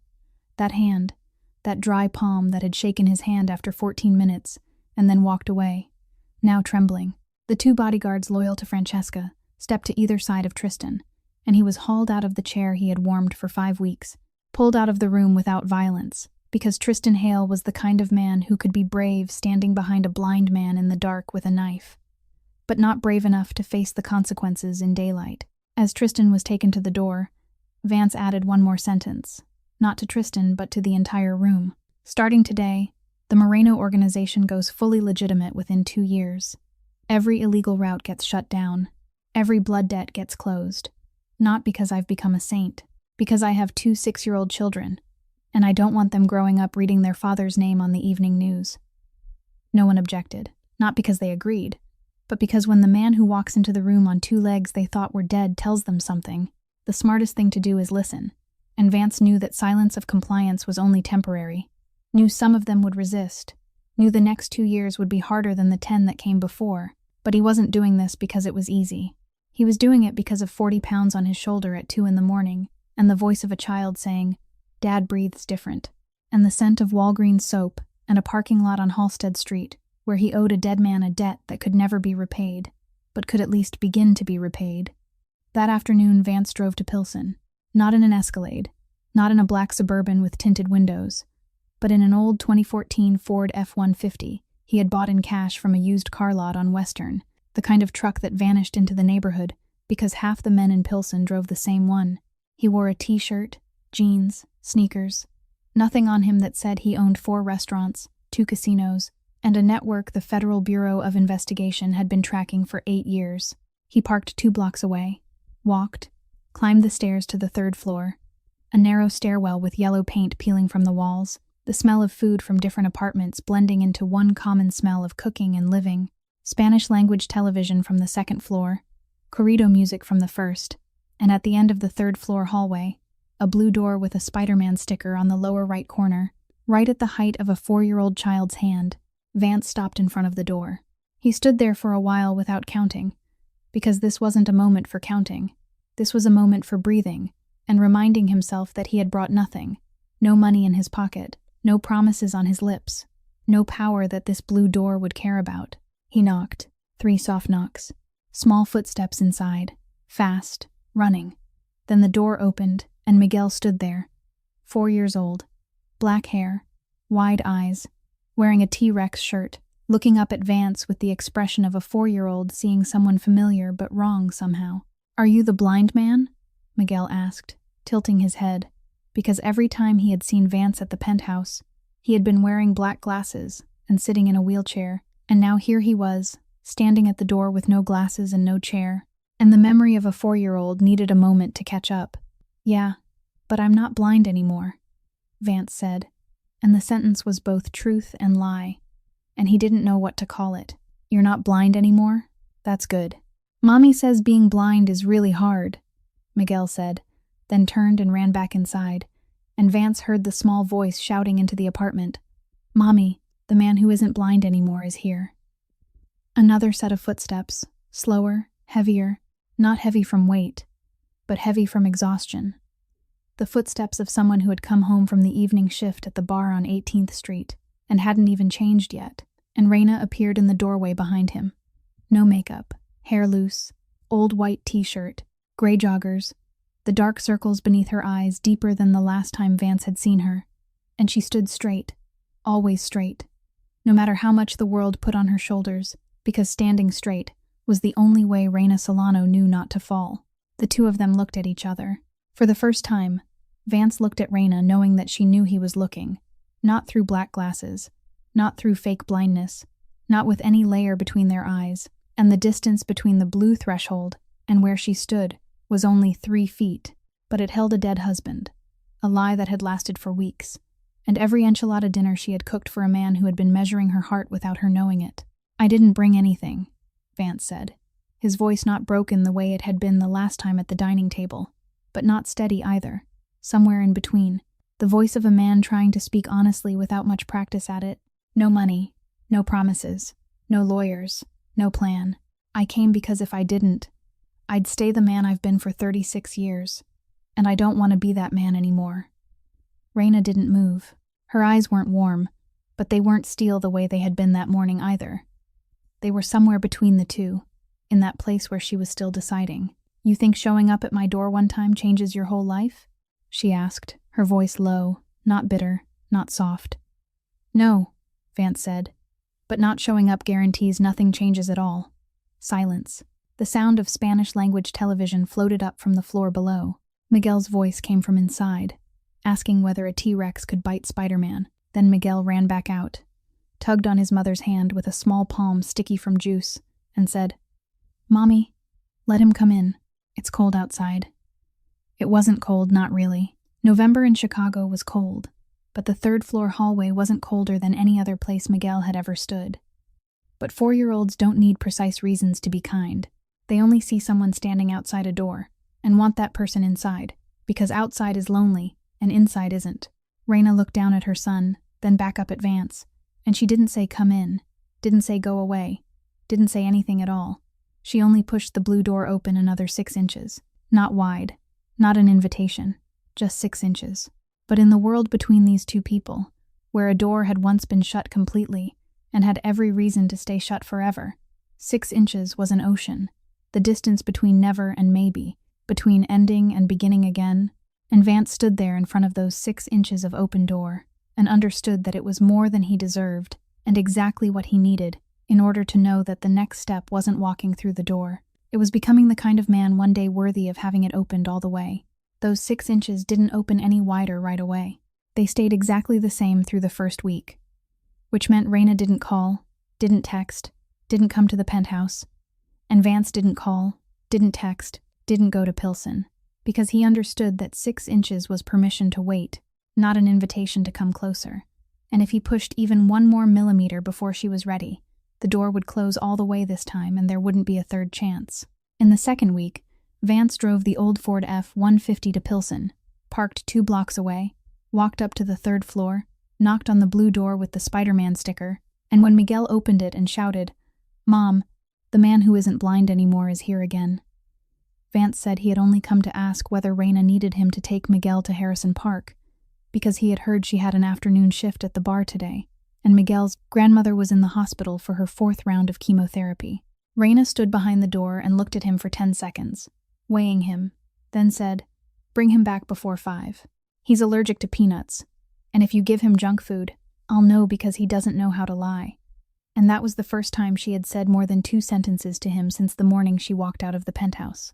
Vance took Miguel to Harrison Park, parked the Ford in the lot, and Miguel ran around the playground for 45 minutes without getting tired. Vance sat on a bench watching the 4-year-old climb up the slide down, then run around and climb back up again with a joy that repeated itself over and over, without ever fading. And he thought that this was the first time in his life he had ever sat on a park bench, not on a leather chair in a meeting room, not in the back seat of an armored Escalade, but on a chipped green wooden bench in Harrison Park in Pilsen, watching the son of the woman whose husband had been killed by his organization climb a slide. And life was stranger than any story he could have written for himself. From that point on, once a week, then twice, Vance came to Pilsen. He always drove the old Ford, always wore a t-shirt, jeans, and sneakers, always parked 2 blocks away and walked. And every time he came, those 6 inches of open door widened a little more, not because Raina made some decision to open it, but because each week Vance did one small thing no one had asked him to do, and no one was paying him for. Taking Miguel to the park so Raina could make it to her afternoon shift, fixing the leaking kitchen faucet the landlord hadn't bothered to fix for 6 months, sitting quietly on the old sofa reading to Miguel, while he napped so Raina could visit her mother at Stroger. Each small thing like 1 brick, and he didn't build fast because he understood that what he was trying to build couldn't survive speed. In the 2nd month, Raina found out. Her mother, Elena, was receiving treatment for lung cancer at Stroger, and every month the medication cost $4,700, with insurance covering only part of it. But last month when Raina went to the payment desk, she was told the entire amount had been covered by a charitable organization called Hope Bridge Foundation. She had never heard of it, and when she asked for more information, no one would give her any, because the donor requested anonymity. Raina needed exactly 2 days to figure it out, not because she investigated, but because she knew by instinct as someone who had lived long enough near Vance Moreno to understand how he worked. The kind of giving done without speaking, the kind of helping done without wanting anyone to know, but also the kind of control she had seen in too many men in her life, and she had sworn she would never let it happen again. She called Vance at 9 that night, the first time she had called him on her own, and her voice on the phone wasn't angry the way it had been that morning at the penthouse, but angry in a different way, anger mixed with exhaustion and something else that, if Vance listened carefully, he could recognize as hurt. "Did you think you could pay my mother's hospital bills without asking me?" she said, and Vance could hear in her voice not only anger but tears being held back behind clenched teeth. "I'm sorry," Vance said. You shouldn't have decided for me," Raina cut in, and her voice trembled slightly at the end. "I know you wanted to help. I know you thought that was how to make things right. But I've been taking care of my mother by myself for 3 years without anyone, and when you pay for it without asking, you're not helping me. You're taking away the one thing I still have, which is the right to care for my own family myself." Silence on the line. Vance could hear Raina breathing the way people do when they're crying and don't want anyone to know it. Then she spoke more softly, her voice a little gentler, only a little. "Next time, ask me first." Then she hung up. Vance sat there holding the phone for 10 minutes after the call ended, and understood that next time meant she was allowing there to be a next time, and that was more than he deserved. Arlo was harder. He wasn't easy like Stella, and he wasn't innocent like Miguel. He was the 6-year-old boy who had closed his bedroom door again after learning his father had lied, and this time the door closed tighter than the first time, because the first time it had closed because he didn't trust, and this time it closed because he had trusted and then been betrayed. Vance didn't push. Every morning he knocked on Arlo's door 3 soft times, said, "Dad's out here if you need me," then left, didn't stand waiting, didn't ask again, only knocked, spoke, and went. 2 weeks, 14 knocks. On the 15th day, Arlo opened the door, stood there, gray eyes fixed on his father, and said in a 6-year-old voice, with words heavy as stone, "If Dad wants me to trust Dad again, Dad has to do things, not just promise. Anyone can promise. Mom promised, and then left. Dad promised, and then lied. I don't need words anymore. I need to see." Then he began to pull the door shut again, but this time, he didn't shut it all the way. He left it cracked, that familiar crack, and Vance understood that it was a chance Arlo wasn't giving because he had forgiven him, but because he wanted proof that this time would be different. And if it wasn't, then this would be the last chance. Stella handled everything the way Stella handled everything. One afternoon, when Vance had just brought Miguel back from the park, she ran to him, wrapped herself around his leg, looked up, and said, "Dad, I like Raina. I want her to live in our house. Dad just has to clean out a room for her and that fixes it." Vance said, "It's not that simple, sweetheart." Stella looked at him with total confusion, unable to understand why adults had to make everything complicated. "Why not? Dad likes her. She likes Dad. We clean a room and that's it." 6-year-old logic, and no one in that penthouse could argue with a word of it. 3 months passed in that rhythm, slow, week by week, one small brick at a time, and one night in February, when Chicago was -15 degrees and the wind off Lake Michigan cut through skin, Vance and Raina sat on the apartment stairs outside the 3rd-floor place in Pilsen. Miguel was asleep inside. Sirens carried faintly from somewhere near Cermak Road, and both of their breaths turned to small clouds that disappeared quickly into the night air. "I'm afraid of you," Raina said, not looking at Vance, staring into the hallway instead, her voice light but truer than almost anything she had ever said to him. "Not afraid you'll hurt me. Afraid you'll give me hope and then take it away, because I don't have anywhere left in me to survive losing something one more time."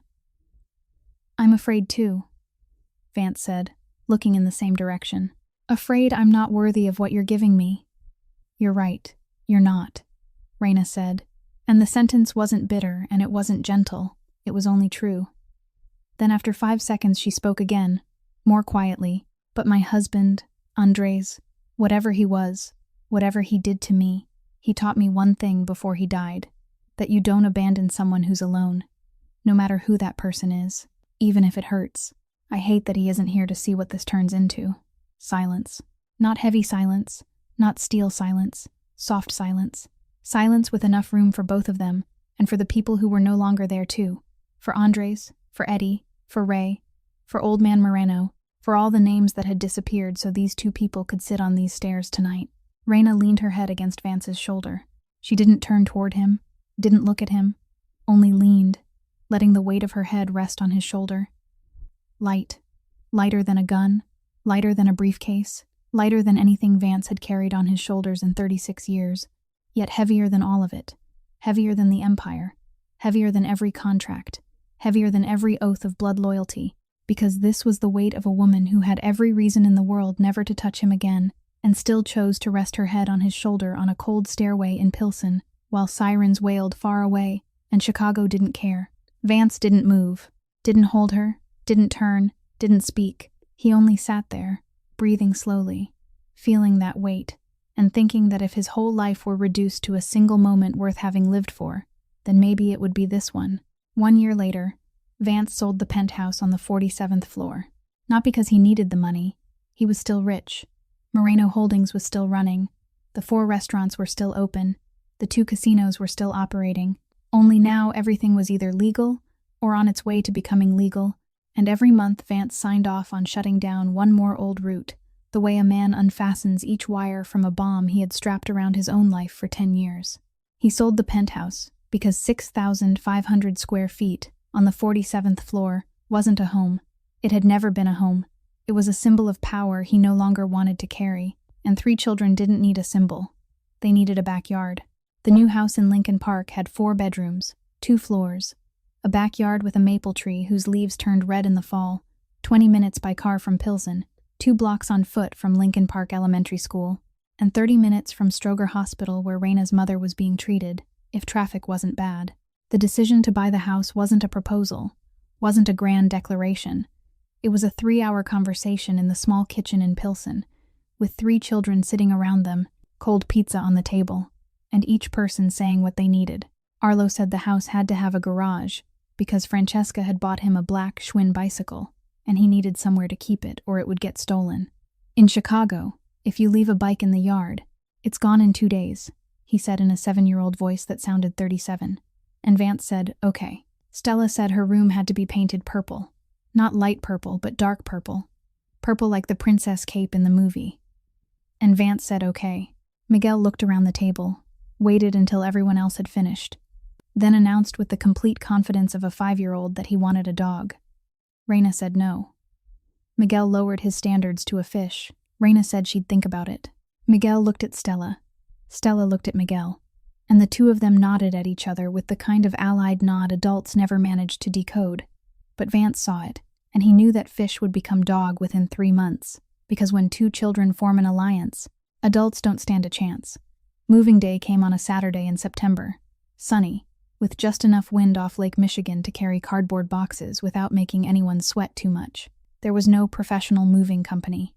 Vance rented a U-Haul and drove it himself, something that would have been unthinkable a year earlier because Vance Moreno never drove anything himself. But Vance Moreno a year earlier also didn't sit on a bench in Harrison Park, watching a 4-year-old climb a slide or fix a leaking faucet in a kitchen in Pilsen. Pizza for lunch, 4 large boxes, pepperoni for Arlo and Stella, cheese for Miguel, and a vegetable pizza for Raina, because she said if she ate one more slice of pepperoni, she'd turn into pepperoni. Arlo directed the placement of the sofa, with the seriousness and precision of a general commanding a battle, standing in the middle of the living room with both hands on his hips, ordering, a little more to the left, no, too far, back up, too far again, are you even listening to me? To the 2 loyal associates Vance had brought to help, both of whom were twice his age, and neither dared argue because those gray eyes carried a kind of authority money couldn't buy. Francesca arrived at 3 in the afternoon, driving her Buick Enclave down from Lake Forest, with white diamonds entering the house 2 steps before she did, carrying a pot of pasta she had started cooking that morning, the same kind of pasta she had cooked for old man Moreno for 30 years, and now cooked for the grandchildren, her eyes red but her mouth smiling the way Italian women smile when they see family around a dining table, the kind of smile where tears and happiness live inside the same expression, without contradicting each other. She looked at Raina, looked straight at her, looked a long time, then hugged her without saying anything, only hugged her.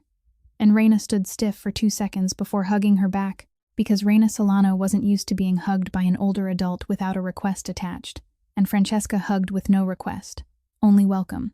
On the first night in the new house, the 3 children decided on their own to sleep together in the living room, because, The first night has to be all together because it's fun, Stella declared.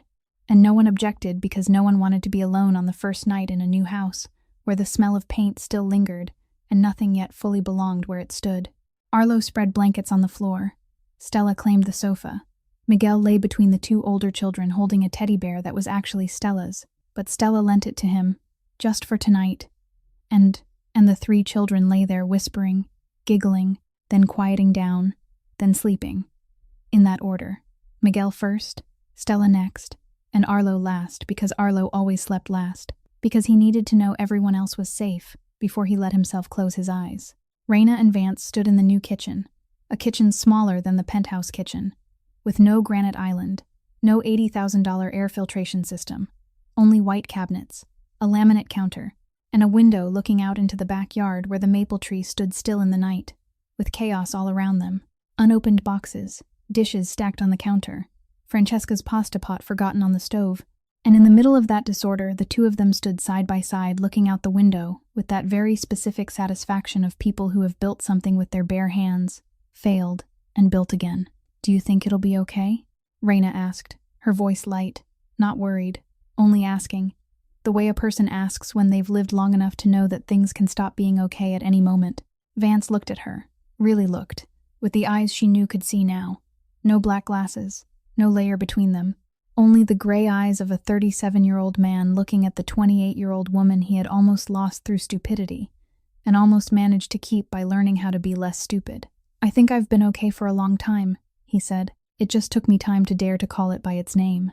Raina looked at him, and for the first time she smiled in a way Vance had never seen, not the restrained smile from the penthouse, not the tired smile on the stairs in Pilsen, but a full smile, the smile she saved for Miguel when he said something ridiculous, for her mother when she had a good day, for those rare moments when life allowed her not to be strong and only to be happy.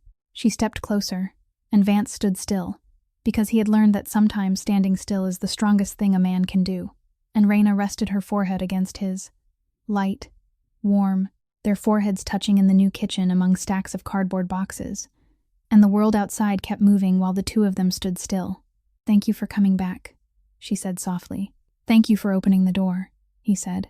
From the living room, Miguel shouted in the full excitement of a 4-year-old.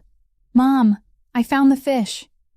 Even though nobody had bought a fish and the new house didn't have an aquarium, Arlo immediately said in the flat voice of someone who verifies facts before speaking, "That's a cockroach, Miguel." Stella, from the sofa, shouted with the total energy of a 7-year-old at midnight, "Give it a name." Laughter.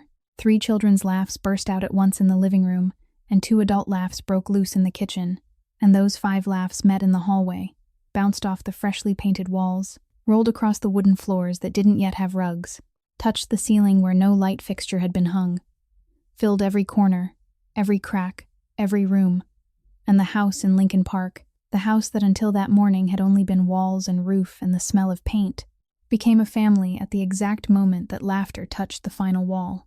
Sometimes, what makes us whole isn't the empire we build with fear or the power we hold with blood, but what we allow into our hearts when we finally dare to admit that we need someone, and that someone needs us, and that need isn't weakness, it's the bravest thing a human being can do. If this story touched you, if you saw yourself somewhere in Vance, or in Raina, or in the 6-year-old child who heard his father breathing differently, then please hit like, share this video with someone you think needs to hear it, and subscribe to our channel so that every day there will be a new story to touch your heart. We want to know how you felt after this story. Have you ever been in a moment where everything fell apart, and then someone appeared and changed it all? Leave a comment below. Tell us your story, because every story of yours deserves to be heard, and we read every single comment from the bottom of our hearts. We wish everyone watching this video good health, a joyful life, and that every day will be a peaceful day beside the people you love. Goodbye, and we'll see you again in the next video.